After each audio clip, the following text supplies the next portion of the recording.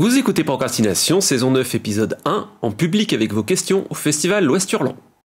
Un podcast sur l'écriture en 15 minutes. Parce que vous avez autre chose à faire et qu'on n'a pas la science incluse. Avec les voix de Mélanie Fazi, Estelle Fay et Lionel Delous.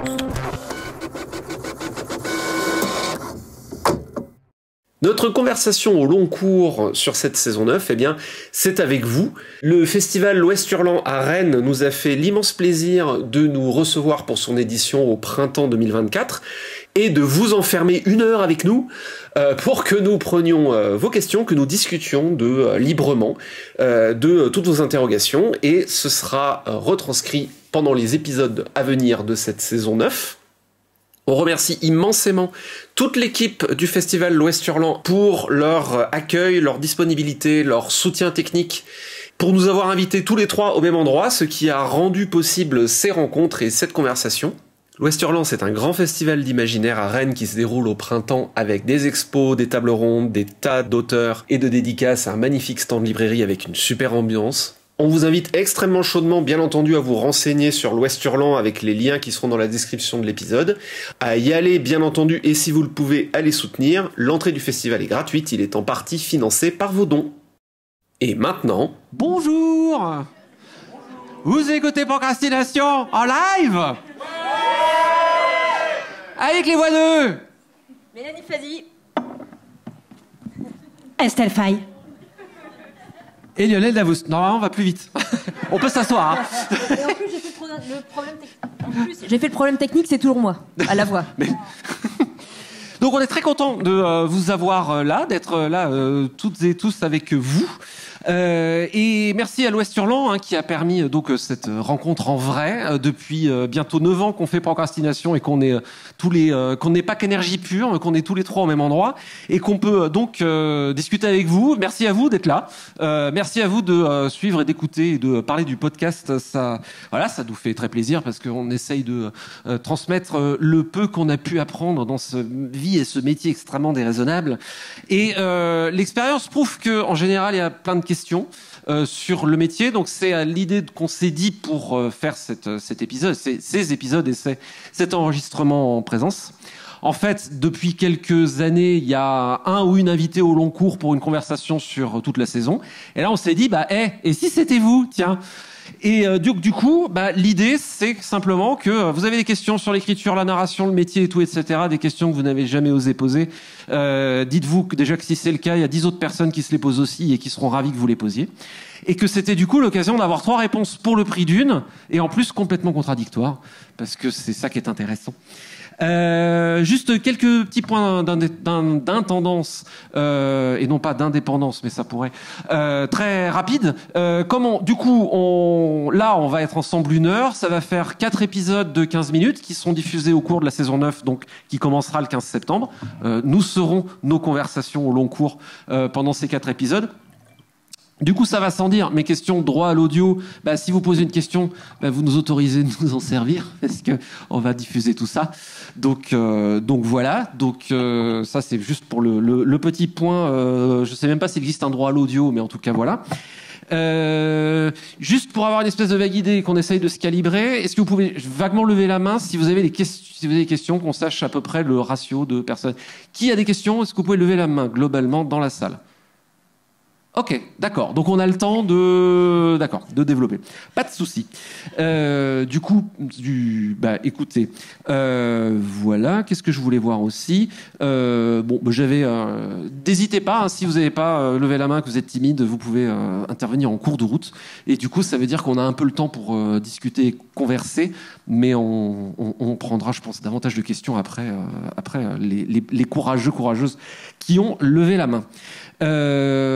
Voilà, allons-y. Je crois avoir vu que Mathieu était Laura a été la plus courageuse à lever la main en premier. Donc, est-ce que nous avons quelqu'un dans la salle qui peut passer un micro sans fil tu en as un, merveilleux, super. C'est un parcours du combattant. Bonjour. Hello. Donc moi, ma question, elle porte sur la réécriture et plus particulièrement, est-ce que ça vous est déjà arrivé de bloquer pendant une réécriture? C'est-à-dire que vous avez réécrit un bout dont vous êtes satisfait, vous êtes content du résultat, vous trouvez que c'est plutôt bien, et vous arrivez à un moment, un mur, et ce mur se traduit à si la suite que je réécrivais n'était pas aussi bien que le début que j'avais réécrit. Et vous vous retrouvez comme ça face au doute qu'on a normalement dans un premier jet à la réécriture.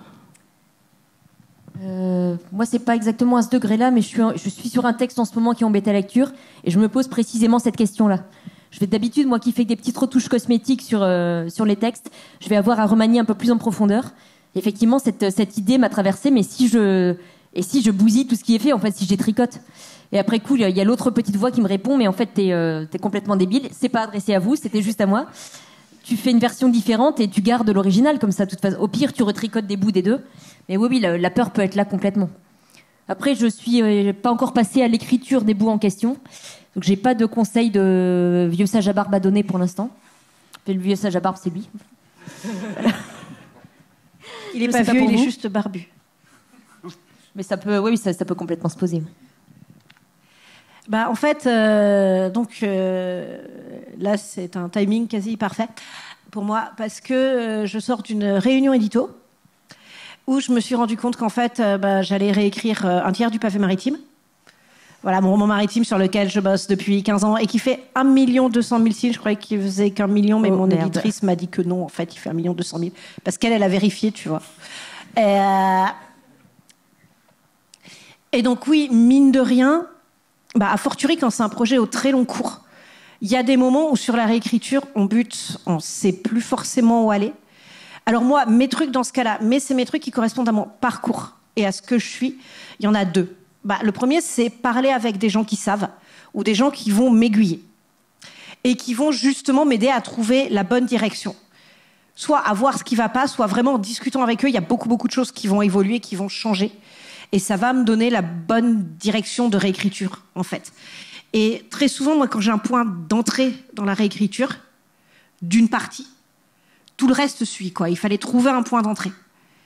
Et là, par exemple, donc juste un rang devant Laura, parce que le monde est bien fait. Il y a Jérôme, mon bêta-lecteur, voilà. En live aussi pour procrastination. Et voilà, par exemple, sur un point de réécriture du pavé qui marchait pas, en fait, c'était les 3 premières lignes de description d'un lieu qu'il fallait changer. Et on en a beaucoup parlé. Et une fois que j'ai trouvé ces 3 premières lignes, tout le reste est venu à la suite. Et par moment, il suffit de trouver le truc qui va vous débloquer, le petit boulon qui va vous débloquer. Et là aussi, la discussion édito que je viens d'avoir pour écrire carrément, là, cette fois, toute la 3e partie, c'était pas celle dont on avait parlé avec Jérôme, hein. C'est la 2e partie, et celle-là, elle fonctionne, parce que j'ai un bon bêta-lecteur. Mais donc, sur la 3e partie, on va changer en profondeur. Et là, j'ai la chance d'avoir une formation de scénariste qui m'aide beaucoup à apprendre à bouger les choses très vite, tout en sachant ce qui est essentiel pour moi à conserver. Parce qu'en gros, en réécriture, il faut savoir ce qu'on va bouger, mais savoir ce qu'on conserve. Et donc, quels éléments vous allez conserver. Et ça, c'est un premier conseil pour quand vous réécrivez vraiment en gros bout de texte. Demandez-vous quels éléments symboliques, mais aussi de décor, de scène, etc. S'il y a par exemple une interaction entre 2 persos, où vous dites quoi qu'il arrive autour, cette interaction-là, je l'aime, je sais qu'elle doit rester. Ce bout de scène-là, je l'aime, je sais qu'il doit rester. J'en sais rien, ce drapeau bleu qui flotte au vent là-bas, je sais que c'est pour lui que j'ai écrit toute cette partie, il doit rester. Voilà, il n'y a pas de drapeau bleu dans mon texte, mais c'est un exemple. Donc voilà, reconnaissez les quelques éléments qui sont vraiment vos ancrages, ceux qui sont là depuis le début et qui seront là pour toujours, parce qu'il y en a qui sont là au début dont il faut se débarrasser. Et ensuite, ma formation de scénario m'a appris à donner plein de versions différentes d'une même histoire et vraiment prendre mes éléments essentiels et les bouger dans tous les sens. Et par exemple, un exercice que je fais en atelier d'écriture, que certains ont déjà fait avec moi ici, c'est prendre une histoire et après faire plein de variations, faire des et si. Par exemple, un exercice tout bête, je ne sais pas si j'en ai déjà parlé dans Procrastination, mais c'est de prendre une œuvre que tout le monde connaît dans l'atelier et juste de changer un passage. Et après de dire et si, qu'est-ce qui se serait passé si, etc. Donc, voilà, par exemple, une fois, on avait pris, je crois que, pareil, certains dans la salle s'en souviennent, on avait pris Le Seigneur des Anneaux, et je sais plus le point de différence qu'on avait fait, et si Frodon avait cédé au pouvoir de l'anneau, qu'est-ce qui serait passé? Voilà, de faire des essais comme ça différents, et après, vous prenez tout un groupe, et avec ce essai, chacun va proposer une version différente de l'histoire.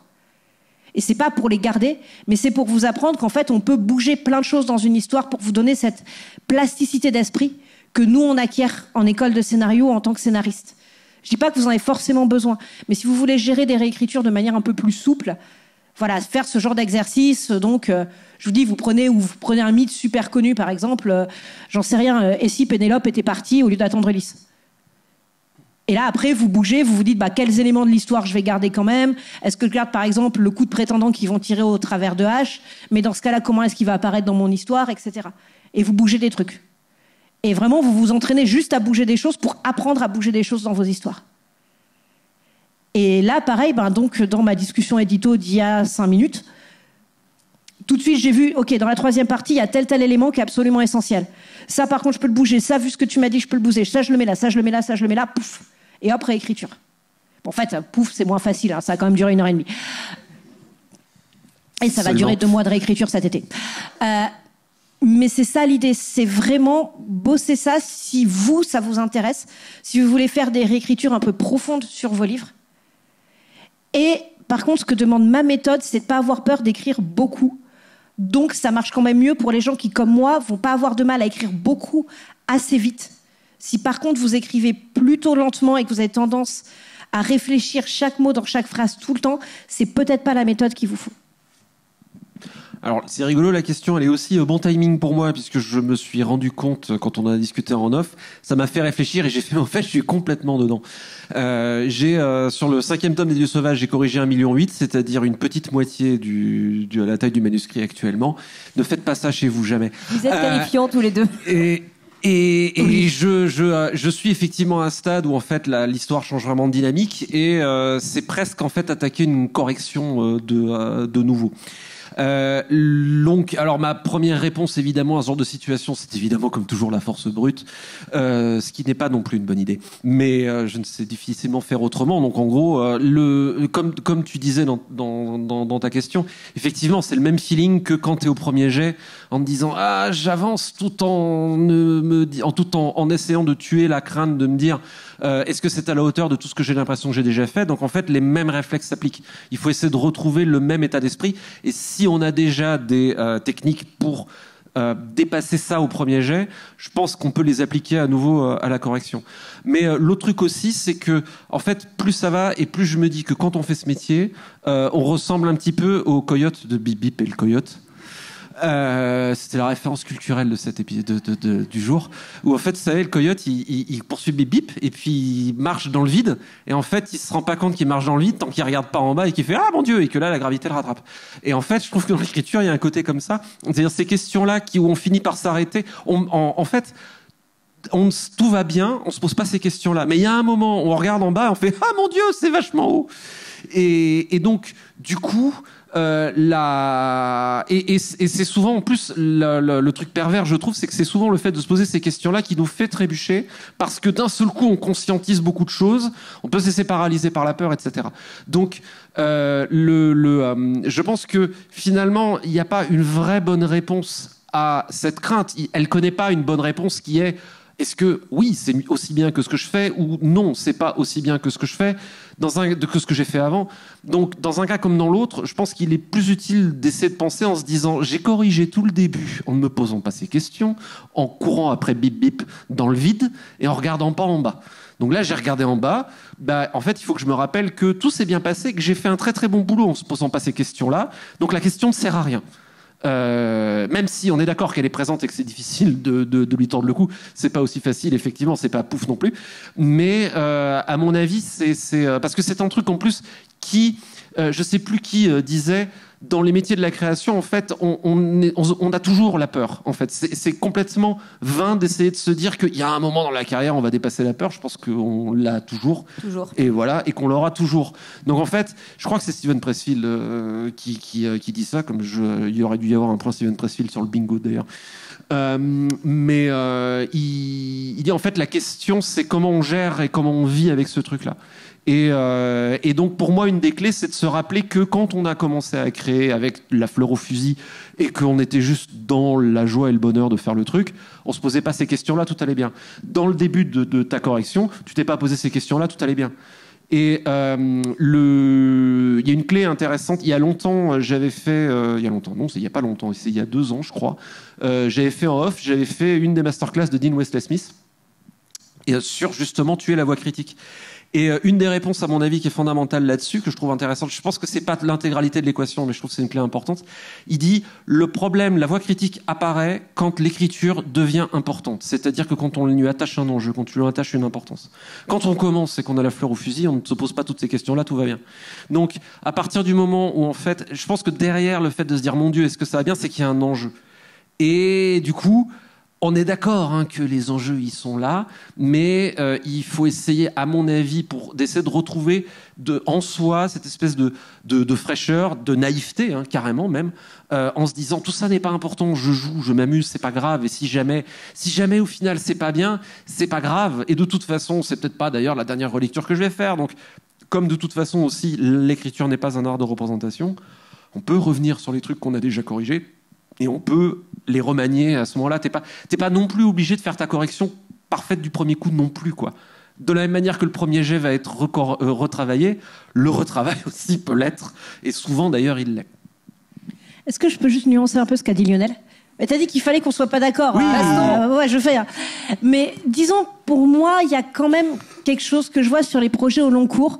Alors pas forcément 15 ans, mais je sais pas, il y a peut-être des jeunes auteurs dans la salle qui ont passé genre 3-4 ans sur un premier ou un deuxième roman. Je vais pas dire lever la main, si, il y en a quand même qui... Ah là, il y en a qui assument. Ah, il y en a pas mal. Ok, merci. Je sais pas ce que vous en pensez, vous me dites, mais par moment, on n'est pas forcément la même personne ou le même auteur à la fin du projet qu'au début. Voilà. Et donc, par moment, même nos envies, notre vision du projet a évolué. Et ça aussi, il faut pouvoir le reconnaître. Et alors là, pour le coup, une des bonnes choses à faire, pour moi, c'est de prendre du temps pour en gagner, de perdre du temps pour en gagner, de prendre du temps pour prendre du recul sur le projet. De se dire, bon, là, je suis en train de corriger, mais en fait, est-ce que c'est pas mon moi de 4 ans qui corrige en voulant faire le même projet qu'il y a 4 ans ? Est-ce que c'est pas un projet différent maintenant ? Est-ce que mon projet n'a pas évolué ? Et dans ce cas-là, est-ce que je dois pas corriger différemment ? Donc, soit vous êtes plutôt de la team solitaire, méditation, tout ça, et vous allez marcher dans la forêt, au bord des landes, etc. Et vous vous mettez au clair avec vous-même. Soit vous êtes de la team méga trop sociable et vous trouvez des gens cool avec qui en parler. Voilà. Et mine de rien, par moment, de prendre ce recul-là, ça peut vous faire gagner un temps précieux. Parce que de vous dire, mais pourquoi ? En fait, quand vous arrivez à un problème, à un nœud quelque part dans l'écriture, la réécriture, ce problème, par moment, c'est le signal qu'il y a effectivement quelque chose qui ne va pas. Et se demander quel est ce truc qui ne va pas. Est-ce que ce doute, je l'ai ? Soit là, par contre, comme il en a parlé, j'ai tellement investi de temps, d'énergie sur ce projet que je suis en train de considérer le temps et l'énergie investis plus que le projet lui-même. Donc, par exemple, se poser cette question, est-ce que je ne suis pas en train de trouiller juste parce que j'ai mis tellement de temps dedans que j'ai peur de perdre tout ce temps et cette énergie investie ? Et dans ce cas-là, effectivement, il faut dire non, mais en fait, le temps et l'énergie investie, il ne faut pas y penser parce que sinon, oui, effectivement, c'est le coyote qui regarde en bas et qui tombe, quoi. Donc, pensez pas au temps et l'énergie que vous avez investi dans un projet, ça va juste vous faire peur.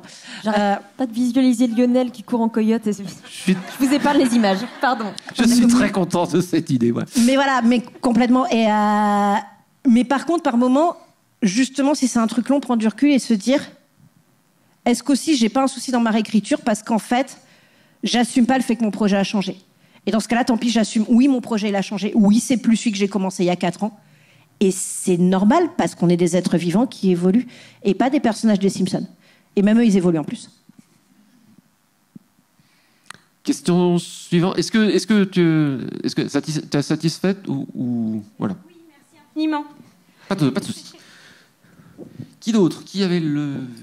C'est à nouveau le coup du fondu frustrant parce que je ne m'en lasserai jamais.